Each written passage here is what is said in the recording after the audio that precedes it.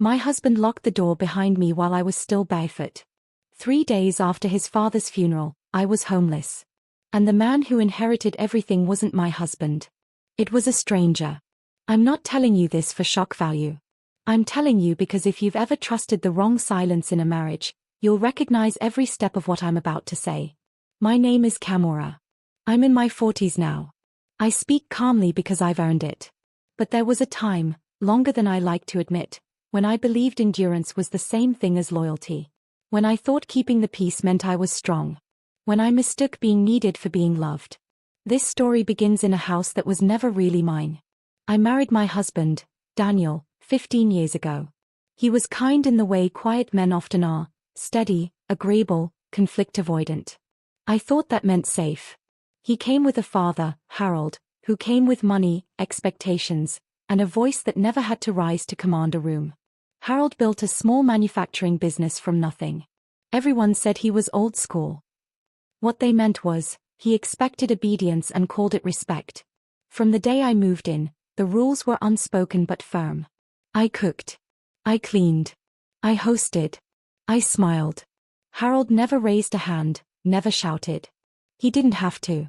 He had that look, the one that lands on you and stays until you adjust yourself to it. Chairs scraped quieter when he was in the room. Conversations bent around him. Daniel never noticed. Or maybe he did, and chose the easier path of not naming it. I told myself it was temporary. We were saving for our own place. Harold was getting older. Things would soften. That's what women like me say when we're trying to survive without making waves. Years passed. I ran the household like a small, unpaid company. Harold referred to it as keeping busy. If I rested, he noticed. If I left the house, he asked why. If I spoke up, he smiled thinly and said, "That's not how we do things here." And Daniel? He stayed quiet. Always quiet.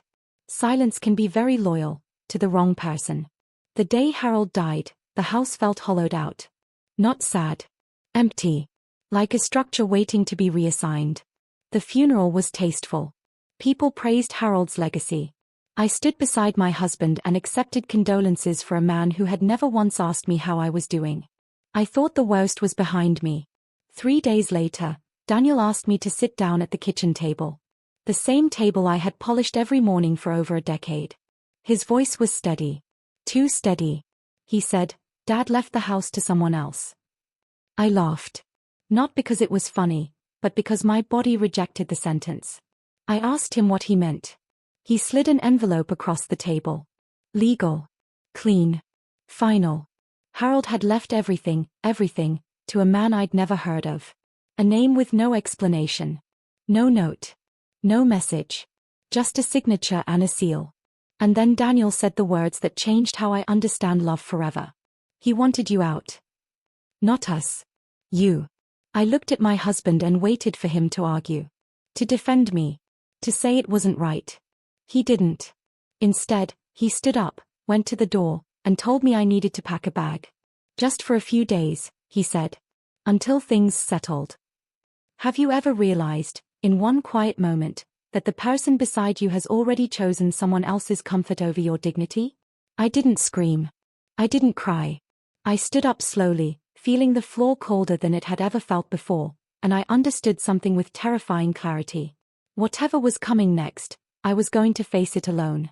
And the stranger? I was about to meet him. Before everything fractured, my life moved at a dependable, almost comforting pace. I woke before anyone else. The house was quiet then, holding its breath. I made coffee the same way every morning, 2 scoops, no sugar, a splash of milk I never finished before it cooled. Harold liked breakfast at 7 sharp. Daniel left for work by 7:30. My day revolved around those hours like planets around a sun I didn't choose. From the outside, it probably looked stable. Respectable. A long marriage. A solid home. No shouting, no scandals, no broken dishes. People confuse quiet with healthy all the time. Inside, the rhythm was tighter. Controlled. I learned early that anticipation was safer than reaction. If I stayed ahead of everyone's needs, there would be no tension. If I noticed first, an empty glass, a wrinkled shirt, a bad mood, I could smooth it before it turned sharp. Harold liked order. Not cleanliness, order. Things in their place. People in their roles. He never thanked me, but he noticed when something wasn't done. He'd pause, look around, and say nothing. That silence carried weight. It taught me to scan rooms the way soldiers scan terrain. Daniel told me I was good at this. He said it with admiration, like a compliment. I took it as one. I thought being good at holding things together meant I mattered. We never fought about big things. We didn't fight at all, really. Disagreements dissolved before they could form. I'd soften my words. He'd nod. Then nothing would change. Over time, I learned which thoughts weren't worth finishing out loud. I told myself this was adulthood. Compromise. Marriage. The house itself was large but impersonal. Dark wood. Heavy doors. Harold's taste everywhere, his photographs, his awards, his furniture. I was allowed to decorate the guest room and the kitchen, as long as it didn't clash. Temporary, Daniel said, again and again. Until we move. I believed him because believing felt easier than questioning. There were moments, though. Small ones. Almost missable. Like how Harold introduced Daniel as my son, and me as Daniel's wife, never using my name. Or how he referred to the house as mine, even after we'd lived there for years. Or how Daniel never corrected him.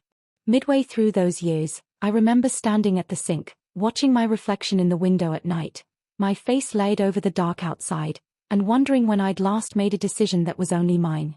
Let me ask you something, honestly. Have you ever looked around your life and realized it functions perfectly, as long as you don't want anything? If you have, you know how quiet that realization is. No drama. Just a gentle ache that waits its turn. I pushed that feeling down. I told myself Harold was old. That men like him didn't change. That Daniel loved me in his own way. Love didn't have to be loud, right? I focused on what I could control. Meals. Schedules. Appearances. I made myself indispensable. Not out of strategy, out of habit. Out of fear that if I stopped being useful, I'd disappear entirely. When Harold got sick, the house shifted. Doctors came and went. Paperwork piled up.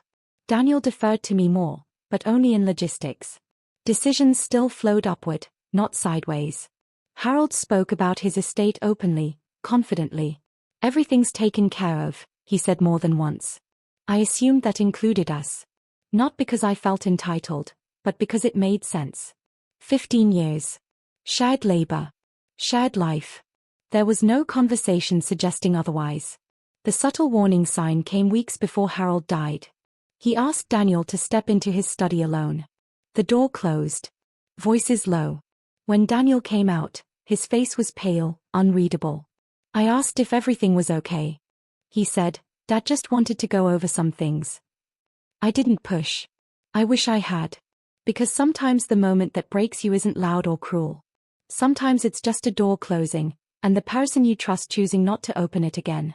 The first doubt didn't arrive as panic. It arrived as paperwork. After Daniel told me about the will, he avoided eye contact in the house like we were strangers sharing a hallway. I was still sleeping in the guest room then. Still cooking. Still cleaning. Still moving carefully, as if good behavior might reverse a legal document. The envelope with the stranger's name stayed on the counter for 2 days. Daniel didn't touch it. Neither did I. It sat there like a third presence, quiet, patient, certain. On the third morning, Daniel left early. Earlier than usual. I stood alone in the kitchen, staring at the envelope, and felt something shift. Not anger. Not fear. Suspicion. I opened it. The will was straightforward. Efficient. No theatrics. Harold had left the house, the business, the accounts, everything, to a man named Marcus Hale. No relation listed. No explanation. Just a clause stating that all current occupants, excluding Daniel, were to vacate within 7 days. Excluding Daniel. I read that line 3 times. My name wasn't there at all. I told myself there had to be a reason. Harold was meticulous. He didn't make mistakes. Maybe this Marcus was a caretaker. A lawyer. A placeholder until something transferred. I searched my memory for the name and came up empty. That's when I noticed something else. The date. The will had been signed nearly a year earlier. A full year. My hands went cold. Harold had lived, eaten, spoken, and watched me work for 12 more months after deciding I would leave with nothing. He'd said nothing. Daniel had said nothing. I started looking, not wildly, not dramatically. Quietly. I checked drawers. Filing cabinets. The study Harold kept locked, which now stood open. Inside, everything was neat. Labeled. Intentional. A life arranged to be understood only by the man who built it. There were files I'd never seen before. Correspondence. Legal documents. One folder stood out because it was newer than the rest. Marcus Hale. Inside were letters. Not sentimental. Not affectionate. Professional. Strategic. They went back years. Marcus wasn't a stranger. He was Harold's business partner. Silent. Invisible. The kind who didn't attend dinners or holidays. The kind who handled things quietly while Harold took the credit. And suddenly, pieces shifted into place. Trips Harold took alone. Calls he stepped outside to take. Meetings that ran late. Marcus had been there all along, just never introduced. That discovery hurt. But it didn't devastate me. What did was the next thing I found. A handwritten note, clipped to the inside of the folder. Harold's handwriting, sharp, controlled, unmistakable. Daniel isn't strong enough. She is. I sat down on the floor. I read it again. And again. She is. I don't know how long I stayed there. Minutes. An hour. Time felt irrelevant. That single sentence dismantled 15 years of how I understood myself. Harold had seen me. Not kindly. Not generously. But clearly. He knew exactly who kept the house running. Who handled pressure. Who absorbed discomfort without complaint. And he still chose to erase me. Worse, he told Daniel I wasn't the one worth backing. When Daniel came home that evening, I watched him carefully. I didn't confront him. I asked how work was. I served dinner. I listened to him talk about nothing. All the while, I was studying the spaces between his words. He knew. Not everything, but enough. He'd known about Marcus. He'd known the will existed long before the funeral. And he'd chosen silence because silence was easier than standing beside me. That night, I lay awake and stared at the ceiling. Not crying. Not shaking. Just thinking. About all the times I'd swallowed my needs. About how competence can be mistaken for consent. About how men like Harold plan legacies the way generals plan exits, efficiently, without sentiment. And about my husband, asleep in the next room, who had accepted his father's judgment without question. Here's what I want to ask you, because this is where everything could have gone differently. If you were me, would you have confronted him right then? Demanded the truth? Or would you have waited, watched, let the full picture reveal itself before making a move you couldn't undo? I didn't know it yet, but the next choice I made would cost me everything I thought I had. And give me something I never expected. Discovery doesn't always arrive all at once. Sometimes it comes in layers, each one thin enough to tolerate, until the weight becomes unbearable. After that night, I stopped pretending.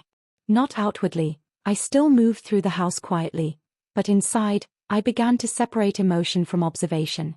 I needed facts. Not interpretations. Not hope. I went through everything Harold left behind. Bank statements first. Clean. Extensive. Accounts I'd never known existed. Transfers that didn't go through Daniel, ever. Marcus Hale wasn't just a partner, he was the spine of the operation. Harold trusted him with numbers, with leverage, with control. The kind of trust he never extended to family. Then emails. Printed, archived, meticulous. Harold believed in paper. He believed evidence mattered. In one exchange, Harold wrote, "Daniel is comfortable. Comfort makes men small." I closed my eyes when I read that. Not because it insulted my husband, but because it explained him. Daniel hadn't been blindsided. He'd been assessed. Found lacking. And instead of proving his father wrong, he'd accepted the verdict. Another message followed, weeks later, "She keeps everything together. But she doesn't demand anything. That's her flaw." That one hurt more than the rest. Because it was true. I had mistaken restraint for virtue. Harold saw it as weakness. Daniel benefited from it. And Marcus watched it all from a distance, silent and patient. By the fourth day, Daniel stopped pretending we were still married. He didn't eat dinner with me. He didn't ask where I was going. He slept soundly, unburdened. There is a particular kind of loneliness that comes from being dismissed while still present. On the fifth day, he handed me a suitcase. "You can stay with your sister," he said, like he was doing me a favor. I asked him one question. Just one. "When did you know?" He hesitated. A fraction too long. "Dad talked to me last year." That was it. No apology. No justification. No shame. 15 years collapsed into that pause. I packed slowly. Methodically. I didn't take much. Clothes. A few books. Personal things. I left everything I'd maintained behind. Let them deal with the silence I'd filled for years. As I zipped the suitcase, I felt something crack, not loudly, not dramatically, but completely. This is where I want to pause and speak directly to you. If you've ever been betrayed by someone who benefited from your steadiness, if you've ever been quietly replaced without discussion, you know this pain doesn't scream. It sinks. If you feel comfortable, share that in the comments, not for sympathy, but because naming it is how we stop carrying it alone. The day I left the house, Daniel didn't walk me to the door. He stood in the hallway, arms crossed, watching. I realized then that he wasn't relieved. He was afraid. Not of losing me, but of what my absence would reveal. I drove to a cheap motel on the edge of town. I didn't call my sister. I didn't want comfort yet. I wanted clarity. That night, I finally cried. Not over the house. Not over Harold. Over the years I'd spent believing loyalty would protect me. Over how easily I'd been written out of a future I helped build. And over the fact that somewhere out there, a man named Marcus Hale held the keys to everything I'd lost, without ever having to look me in the eye.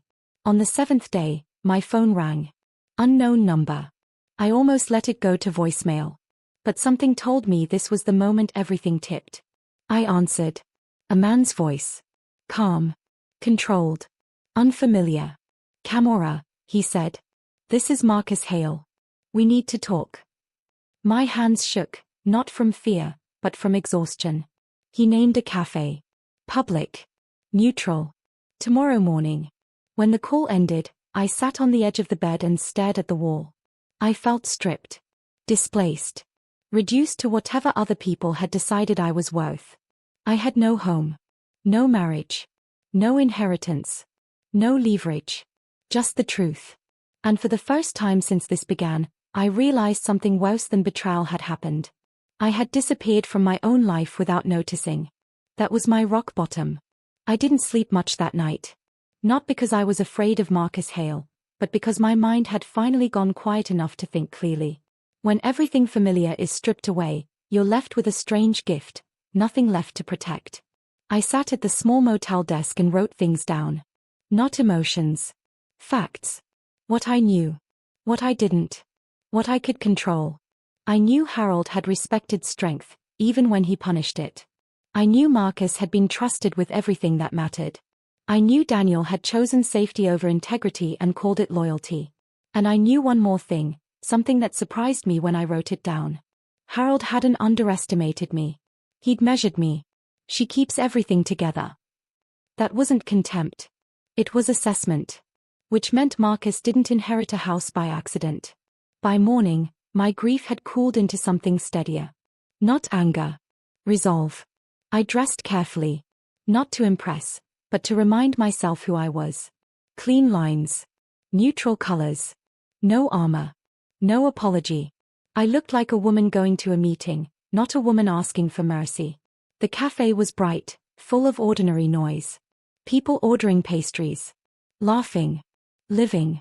Marcus was already there when I arrived. He stood when he saw me. That alone told me something. He was in his late 50s. Unremarkable in appearance. Calm eyes. No arrogance. The kind of man who listened more than he spoke, and let other people underestimate him because it worked to his advantage. We didn't shake hands. He gestured to the chair across from him and waited until I sat down. "I'm sorry for how this was handled," he said first. "Not I'm sorry for your loss. Not this must be hard. Specific. Accountable." I nodded once. "You didn't design the will," I said. But you accepted it. Yes, he replied. No defensiveness. Because Harold trusted me too. I took a breath. Why? That's when he studied me, not rudely, not coldly. Like a man confirming something he already suspected. Because Harold didn't believe in inheritance, Marcus said. He believed in continuity. He told me then, without drama, without embellishment, that Harold had been grooming him for full control for years. Not Daniel. Never Daniel. Harold didn't believe his son could lead, decide, or withstand pressure. And you? I asked. Marcus paused. He believed you already were. That sentence landed differently than praise. It wasn't kindness. It was recognition. Marcus explained that Harold had watched me manage people, conflict, logistics, stress, without complaint. Without needing credit. He'd seen me make hard things look easy. And instead of rewarding that, he'd tested it. Cruelly. He'd believed that if I were truly capable, I would land on my feet anyway. I didn't defend Harold. I didn't excuse him. I simply said, he confused endurance with consent. Marcus nodded. I told him that. That surprised me. And? I asked. He said you'd figure it out. There was silence between us then, not awkward. Honest. Here's where I want to stop and ask you something, not rhetorically, but genuinely. When someone wrongs you in the name of strength or legacy, do you believe the right response is to expose them, or to outgrow them so completely they become irrelevant? I asked myself that same question at that table. Marcus slid something across to me. Not documents. Keys. A single key. Heavy. Gold. I didn't come here to negotiate, he said. I came to give you a choice. He explained that while the will was legal, the operation wasn't sustainable without someone who actually understood the day-to-day reality. Harold had left power on paper, but not instruction. And Marcus didn't want to run a kingdom built on someone else's labor. He wanted partnership. Real partnership. Not revenge. Not apology. Agency. I didn't answer right away. Because here was the truth I had to face. Accepting meant stepping into the very world that had erased me.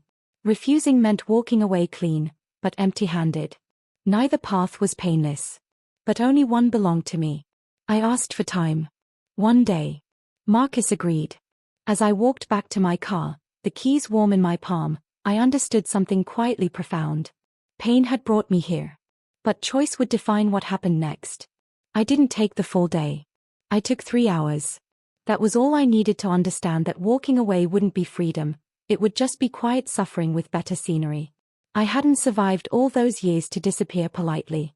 I called Marcus before noon. I'll do it, I said. But not as a shadow. He didn't hesitate. I wouldn't have offered otherwise. By late afternoon, I was back at the house. Not sneaking. Not asking permission. I parked in the driveway I'd swept 1,000 times and stepped out with the gold key in my hand. The door opened smoothly. Of course it did. I had always known how the house worked. Daniel was in the living room. Boxes around him. He looked up like he'd seen a ghost. What are you doing here? He asked. I didn't raise my voice. I didn't explain. I live here, I said. You don't. His mouth opened. Closed. He laughed once. Sharp, uncertain. That's not funny. Marcus stepped in behind me. Daniel froze. Daniel, Marcus said calmly, I'm the legal owner of this property. And as of this morning, Camora is my operating partner. Silence. You could hear the house breathing. Daniel turned to me. You planned this? No, I said. I survived it. He demanded paperwork. Proof. Explanations. Marcus handed him a folder. Everything was there. Signatures. Transfers. Authority. Daniel's hands shook as he flipped pages. This isn't right, he said. She doesn't, she can't. Handle it. Marcus finished. She already has. 4 years. Daniel looked at me then, not with anger, but with something smaller. Fear. Dad would never. He did, Marcus said. And you let him. I watched something collapse in my husband's posture. Not pride. Dependency. The belief that things would always be arranged around him. Here's where I want to pause for just a second, because I know opinions split here. If you were watching this happen, would you want me to soften it? Or would you want the truth delivered clean, without mercy? I chose clean. I told Daniel he had 30 days. That Marcus would handle the legal exit. That I wouldn't interfere, as long as he didn't either. He asked me one question before he left. Was I ever enough? I answered honestly. You never tried to be. He nodded. Once. And walked out of the house his father had built, and I had kept alive. The next weeks were relentless. Meetings. Audits. Staff adjustments. People tested me immediately. Some subtly. Some openly. I let them. Authority that panics isn't authority at all. I didn't imitate Harold. I didn't need to. I changed processes. Set boundaries. Paid attention. I corrected without humiliating. I listened without surrendering control. Marcus watched, intervened when necessary, but mostly, he stepped back. One evening, as we locked up after a 14-hour day, he looked at me and said quietly, he was right. About what? I asked. You were already the boss. The house felt different at night. Lighter. Quieter in a way that rested instead of pressed down. I reclaimed rooms slowly. I moved furniture. I opened windows. I removed portraits. I slept in my old bedroom again, not as someone waiting to be approved, but as someone who belonged. Daniel never came back inside. The climax wasn't loud. No courtroom scene. No screaming match. No victory speech. Just a series of doors closing, and one opening that I finally walked through without asking. And as I turned the key that night, alone in the house for the first time, I understood something with absolute certainty.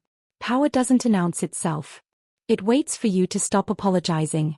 When everything settles, the silence feels different. Not empty. Not tense. Honest. The first few months after Daniel left were exhausting in a way I hadn't anticipated. Not because I was struggling, but because I was finally responsible for decisions that mattered. Every choice carried weight. Every outcome had a name attached to it. Mine. I lost things in that transition. Friends who had always been closer to Daniel than to me. Invitations that quietly stopped arriving.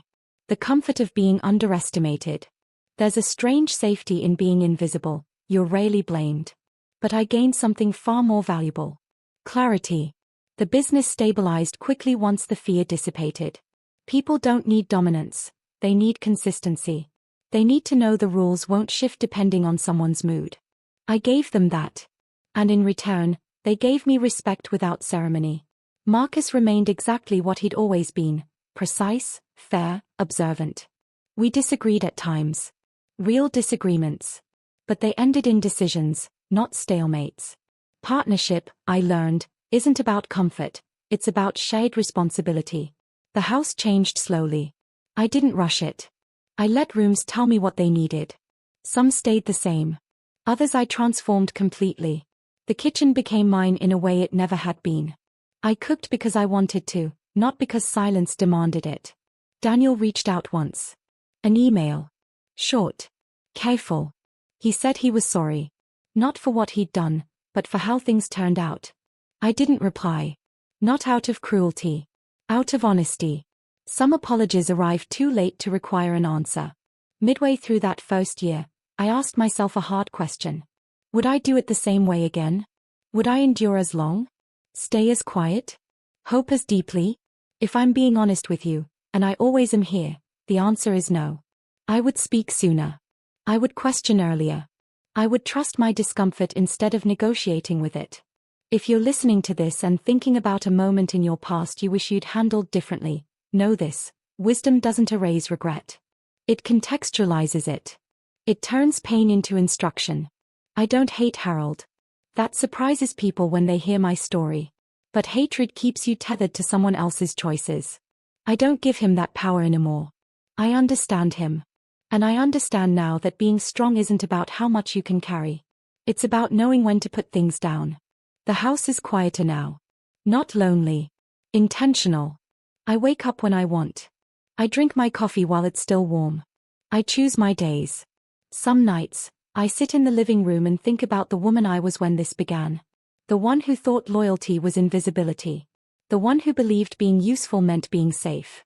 I wish I could sit beside her and say, "You don't have to own your place by disappearing." Here's something I want to ask you, because this part of the story belongs to more than just me. Is there a version of your life that might have unfolded differently if you'd trusted yourself a little sooner? Not perfectly. Just sooner. I didn't get everything back. I didn't get my marriage.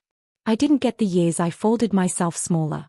But I got something quieter and stronger. I got myself back, with my eyes open.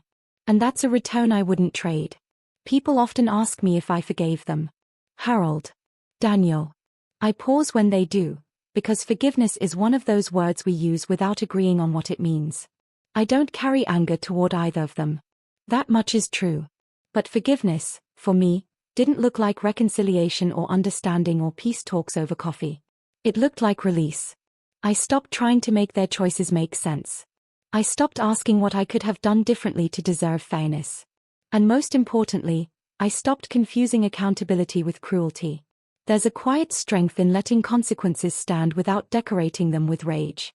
If Harold taught me anything in the end, it's this: people reveal their values not when they speak, but when they decide.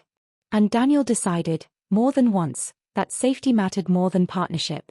That knowledge didn't break me. It clarified me. Today, when I walk through the house, I don't feel ownership in the legal sense first. I feel presence. Alignment. My footsteps don't hesitate. My voice doesn't lower automatically.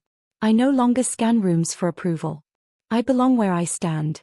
And if you take nothing else from my story, take this with you: endurance is not proof of love. Silence is not the same as peace. And loyalty that costs you your dignity is not loyalty at all. Before I close, I want to ask you one final question, not to answer me, but to sit with yourself for a moment. When you think about forgiveness, do you believe it means letting someone back into your life, or simply letting them stop taking up space inside you? There's no single right answer. Only the one that lets you breathe again. I didn't win because I inherited a house or a business. I won because I stopped shrinking to fit the expectations of people who benefited from my quiet. And I learned, late, but fully, that self-respect doesn't arrive dramatically. It arrives the moment you decide not to abandon yourself anymore. So that's my story, folks. If it resonated with you, go ahead and hit that like button, subscribe to the channel, and tell me in the comments where you're listening from. I want to know how far Kimura's voice travels. The moment you stop earning your place through silence is the moment your life finally starts to belong to you.